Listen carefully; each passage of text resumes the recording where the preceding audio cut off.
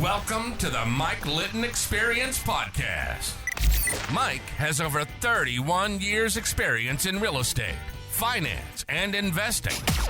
He's passionate about being a father, a teacher, a realtor, an investor, and a leader.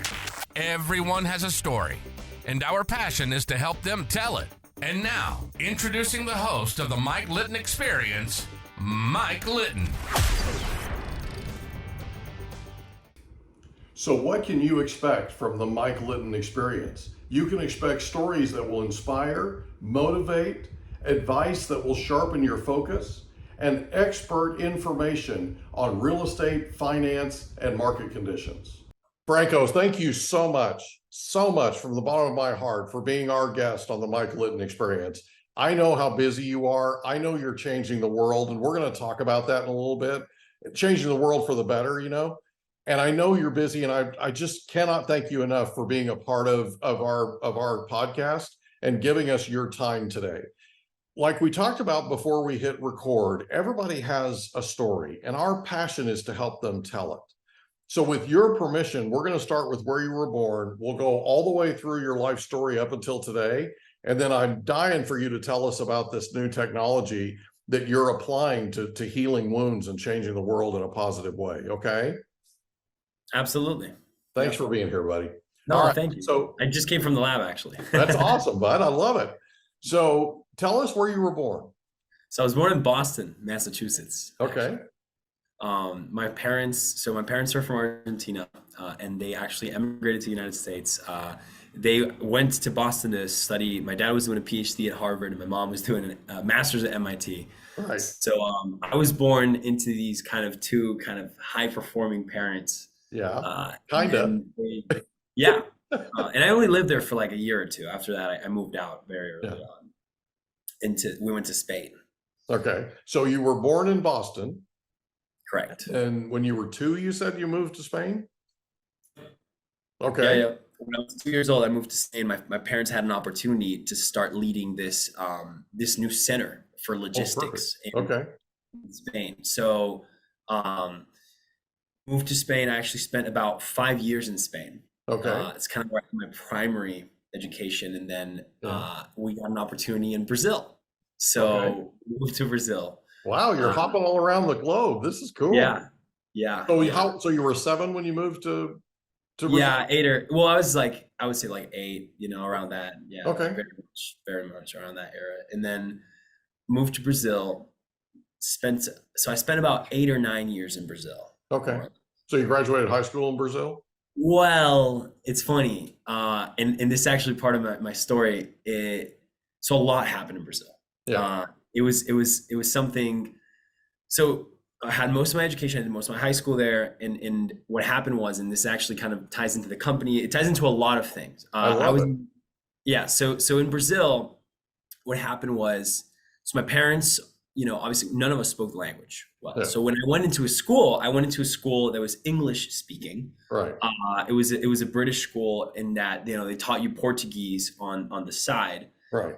And it was an expensive school. It was a good school, but it was not good for the long run. So eventually, my parents decided, they're like, we can't afford this anymore. Let's, you're going to go to a regular, private, like Brazilian school. Like they're going to speak Portuguese. Like, so now you're just going to immerse, right?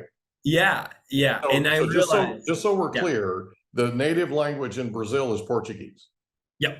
Okay. Yep. So just so people know, not everybody, Yeah. We're broadcasting in 24 countries, so not everybody's going to know that. So, okay, go ahead. No, absolutely. So the main language is Portuguese. And it's funny because Portuguese is a very complex language. Yeah. In the sense that it's very vocal and very the sounds of Portuguese are very different. Yeah.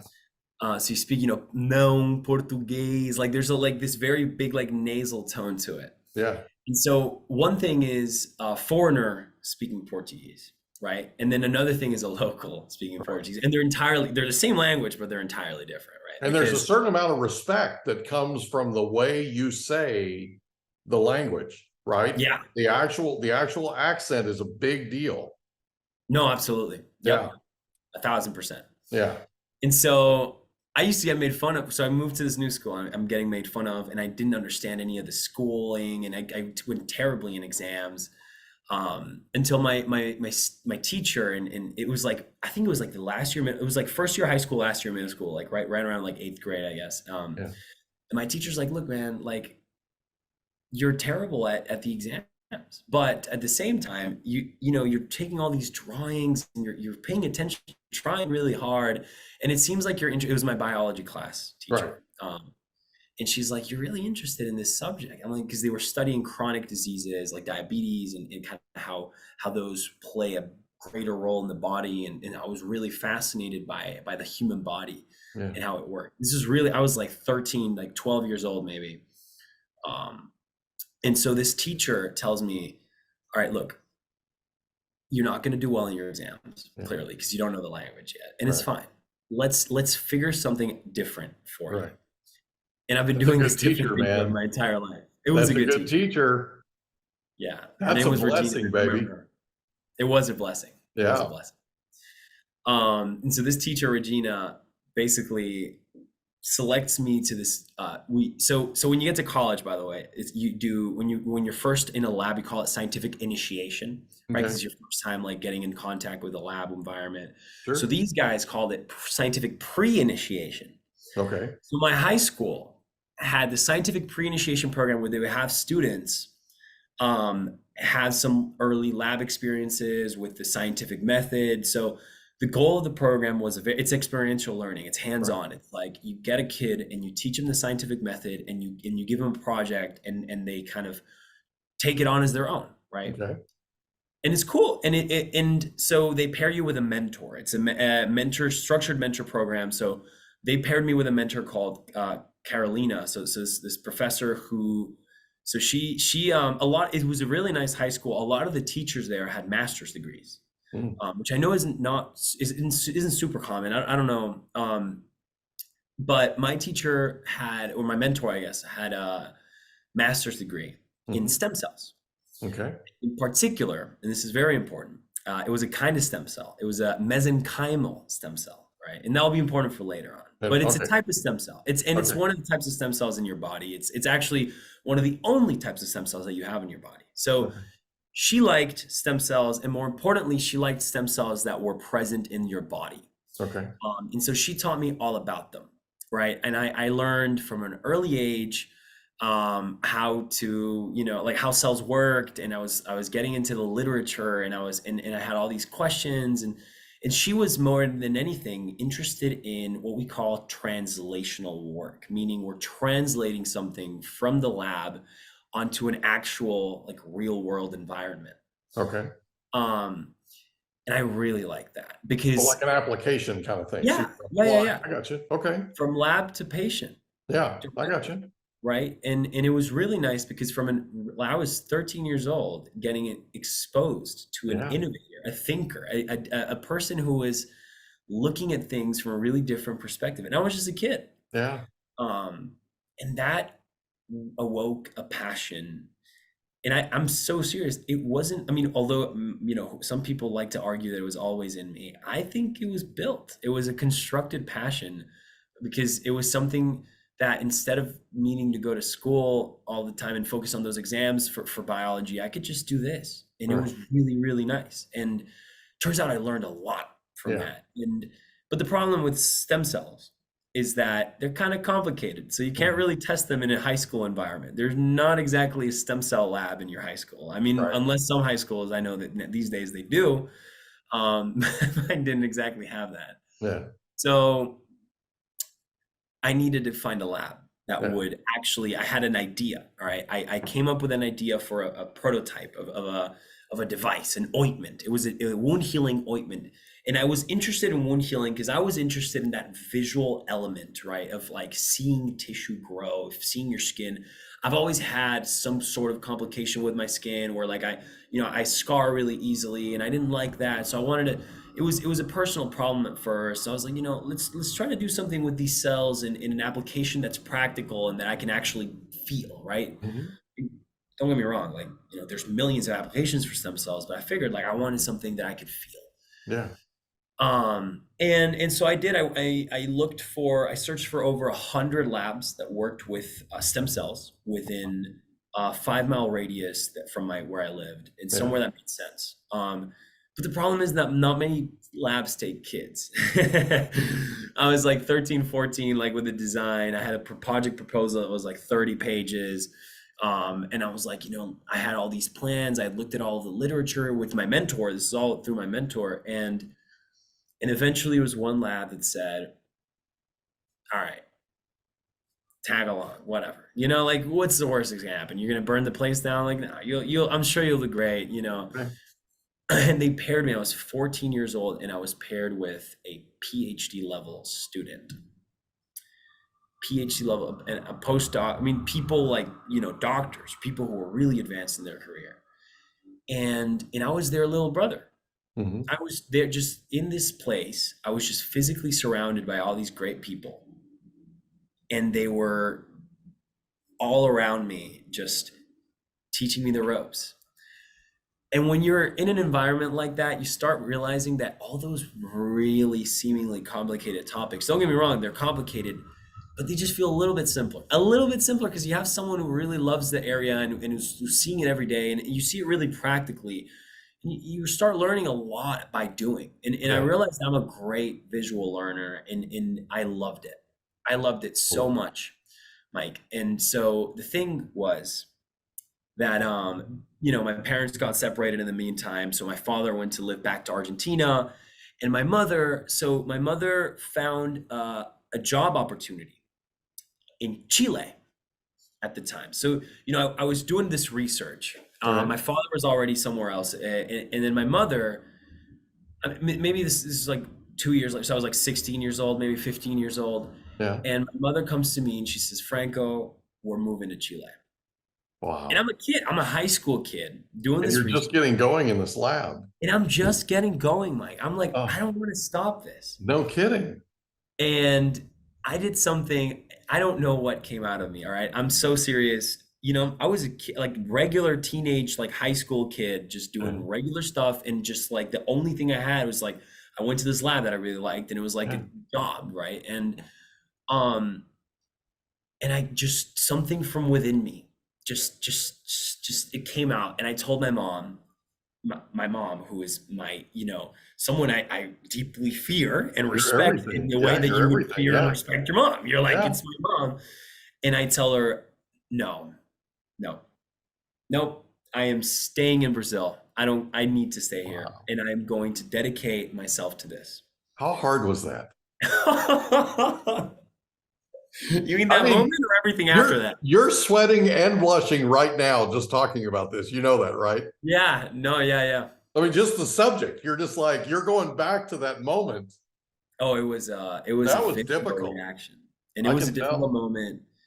But you know what? Like, it was that moment of that leap of faith. That was my first ever leap of faith. That was the first time that I ever, like, it was just, I either picked my passion and I became who I wanted to become, or I went down the path that life was taking me and figured that out. And I'm sure I would have been great going to Chile. And what others wanted you to do, right? And what others wanted me to do. Right, because mom wanted you to go with her. Yeah. So let me ask you this. So you make this decision, you sort of step off this cliff. How does your mother react to this? Not well, I'm guessing, right? Well, no, she was very mad at first, but in a supportive way. My mom is my biggest supporter. Oh, sure. And I'll tell you a little bit about that. But my mom, she was mad at the time. She was like, "What do you mean? Like you're a child, right?" 16, and I was. Yeah. And I will tell you that I was a child, and I think I was blind at times, and I didn't really realize how much of an adult life, like how much the adult life actually took, and so she was mad, but then she went. So this is a true story, factual story. She went a couple days later to get a couple drinks with her friends, and they were and one of my friends was one of my mom's friends was tipsy, or so I heard. I wasn't there, and so apparently, my mom's friend, she was an entrepreneur, very cool person, and she's like, "Oh, what? Your son wants to stay in Brazil? Yeah, he can just come live with my family. It's totally fine. Don't worry about it." And my mom respects her very. I mean, she was on Right. Shark Tank Brazil, so she, my mom respected her a lot. Like she was a Right. very good entrepreneur. Right. And like, my mom was like, "Are you serious?" And she's like, "Yeah, look, if kid's 15, 16, I'm sure he can take care of himself, wipe his own butt. Like if he can just like babysit my kids, like a couple times a week, he can just come live with us and we can figure something out." And all of a sudden, life started opening up for me. It just came together. Yeah. I It took just this came leap of together. faith. And I'm telling you, when it seems like, moving to Chile would have been the path of least resistance, right? Yeah. But no, turns out staying was actually the most straightforward for me. Yeah. And it was great because all of a sudden I had a home. I had a Yeah. family that was going to take care of me. And I had, and it was good because it was actually really close to the lab. Believe it or not, it was like really close to the lab. Yeah. So, and I did it. I dropped everything, and obviously it was hard because my mom and I missed out on a lot of those moments that we would have had as a family. But at the same time, we both knew that there was something pushing me. Yeah. That I really wanted to do this. And even if it didn't work out, the experience itself of having learned and taken that leap of faith and done something that I really wanted to do, especially from such an early age, it was really just great. I grew a lot. Well, given her background though, right? It sounds like she appreciated and respected what you wanted to do more than just about anybody else on the planet would have. Yeah, Do you favor your mom? Are you like your mom? I would say so. Yeah. Yeah. But she saw that. She saw herself in you. My mom's very stubborn. I'm incredibly stubborn. You with me? She saw herself in you. Yeah. And that's ultimately, I mean, that's, every parent, that's a big pride thing, right? My kids are 23 and 25 years old. Oh, I'm so sorry. And yeah, right. And I survived, right? Right. I'm still kicking. But they turned out amazing, absolutely amazing. And I see traits of myself in them, both of them, both my son and my daughter, right? And it's like, this is awesome, Not that I'm that great, but you know what I mean, right? No, and I get what you mean. And you see, you pass wisdom to them, right? And then you see them enact on that, and it's just an amazing experience. And my mom, my mom's a risk taker. And my I mom, love your mom. I just think she's amazing. yeah, no, And you've got to love the gal that your mom's friend that put you up, and I mean, that's just no, she is family man. to me. In fact, this tattoo over here is actually dedicated to that family. There you go. That's cool. And this other one is to my mom and my sister and all those people, those first emotional investors that I had. And that's true. It's a very close mentor of mine is like a grandfather to me who recently passed away, Dr. Kaplan. I saw the tribute on your website. Yeah, no, he's great guy, and he will get into him. Actually, he's a great part of the story. But he told me that there's capital, and then like financial capital, and then there's emotional capital. Yeah. And your first investors aren't monetary; they're the people who support you. Yep. And my first investor was my mom, and that's something that I have a lot of pride in. Like I take a lot of pride in that, and it was great because it was someone who believed in me before I even believed in myself. Yeah. Really, truthfully. And she saw this huge potential and this huge drive that I was hungry, man. I was hungry for it. And now it's finally coming, but like 8 years later, it's coming to fruition. Right. It took 8 years to do an overnight success, but it still was happening. Yeah. We're talking overnight successes that have taken 30 years. So 8 years. Wow. Well, yeah. I mean, and I'm still not there yet. I mean, we still got ways there. You're getting there. I'm impressed, man. I'm impressed with the research I've done on you. Well, thank you. I appreciate it. So I'm 16 doing research, living alone. And don't get me wrong, it was tough. I realized also, and I do want to actually outwardly say that mental health was a big thing where like, I think I didn't realize how tough it was on my mental to be so far away from family and to just, I would wake up, Mike. And by the way, I actually, at the time, I also got a job at a bar as a bartender to make rent and to, have some extra money. And so I was waking up at 5:30 a.m. every morning. I was like 16 years old. 5:30 a.m. I was going to sleep at like midnight every night. And I was doing everything, right? I was working, I was going to school, I was going to the lab, and then I was going, doing shifts at night, Right. working so hard just to make this dream come true. And I just kept going. I didn't even see it as a bad thing, but eventually, it got to me. I was very much like lonely. I felt, a little bit isolated. And so that actually, so when you asked me, did you graduate high school in Brazil? So what happened was, and it's funny because we went on this huge tangent, but All right. the reason was that I actually did not graduate high school, because I was kind of like goofing around in school at times because I was just like so tired. And I wasn't really, I'm not that much of an academic learner. It never worked for me. The lab really was that difference for me. Yeah. And so there was times like, I would like sometimes like skip out on class just to spend more time like doing research, and that affected my grades. And then at the same time, there was one moment where I was going to go on vacation to go visit my mom, and it was like the month of July is off for school in Brazil. And in the door of the house I was living in, like in front, I ordered an Uber, put my bag in the back of the car, and two guys who were doing rounds on a motorcycle in São Paulo, Brazil, which is a very dangerous city, come to me with guns and actually robbed me at gunpoint.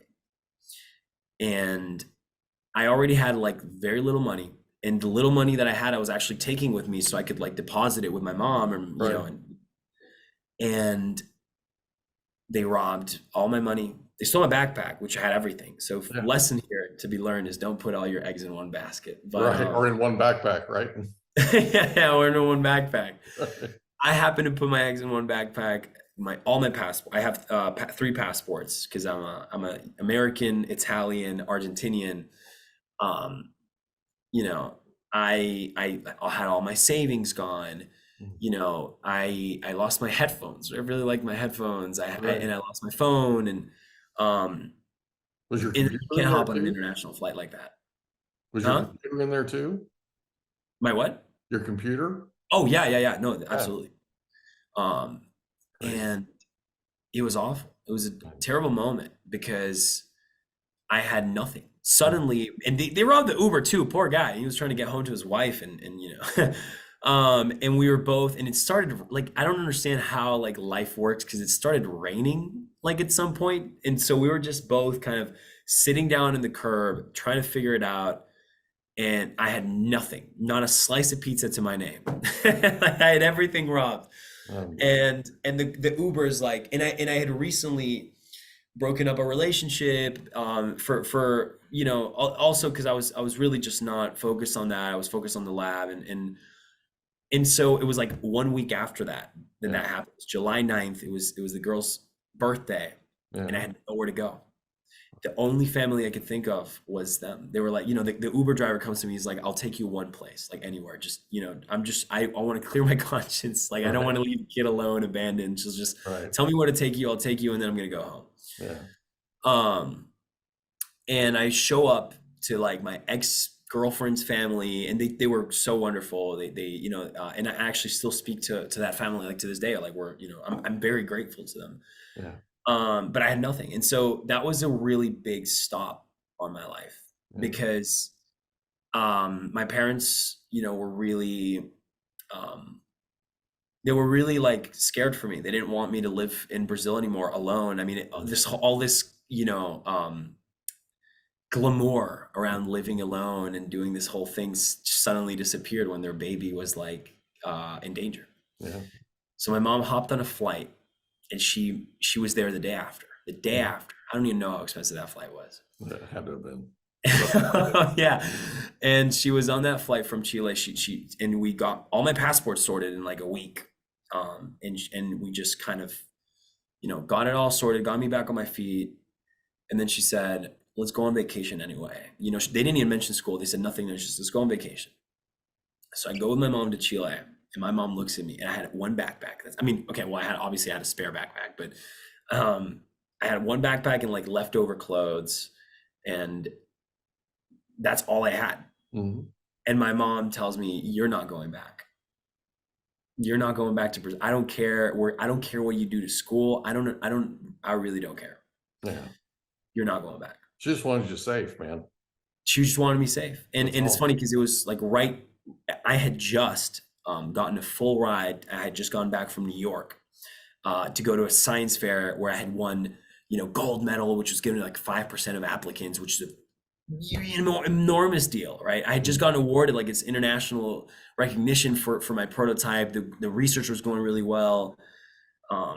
But my mom tells me, you're not going back. And so what do you do? Yeah. What would you do, Mike? Would you go back? I'd go back. You'd go back? I'd go back. And you know what? I respect that decision. Personally, I didn't, actually. Well, I understand. I mean, it's, that had to have rocked your world.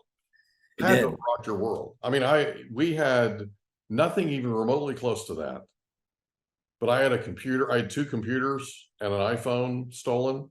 I'm sorry. And some clothes and stuff. Well, it's not your fault. I mean, we had taken my son up to Northern California.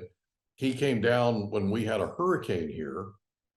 We hope you enjoyed another episode of the Mike Litton Experience. If you did, do us a favor, smash that subscribe button, tell your friends, family, and coworkers about our program, and wherever you get your podcasts, please leave us a rating. It helps us to connect with quality people just like you.